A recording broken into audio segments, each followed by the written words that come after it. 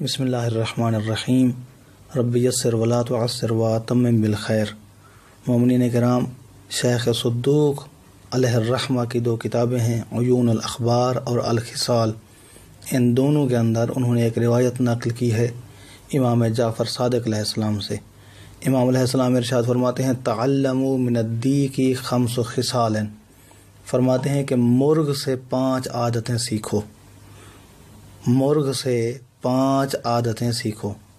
محافظتہ علی اوقات الصلوات، پہلی عادت یہ سیکھو کہ نماز کے اوقات کی پابندی کیسے کرنا ہے۔ والغیرہ، غیرت مندی سیکھو۔ والسخاء، سخاوت سیکھو مرغ سے۔ والشجاعہ، شجاعت بہادری دلیری مرغ سے سیکھو۔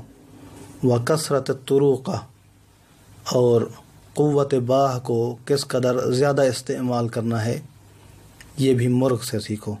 دعا ہے کہ اللہ کی ذات ہمیں صحیح اسلامی تعلیمات حاصل کرنے کی توفیق عطا فرمائے۔ والسلام علیکم ورحمۃ اللہ وبرکاتہ۔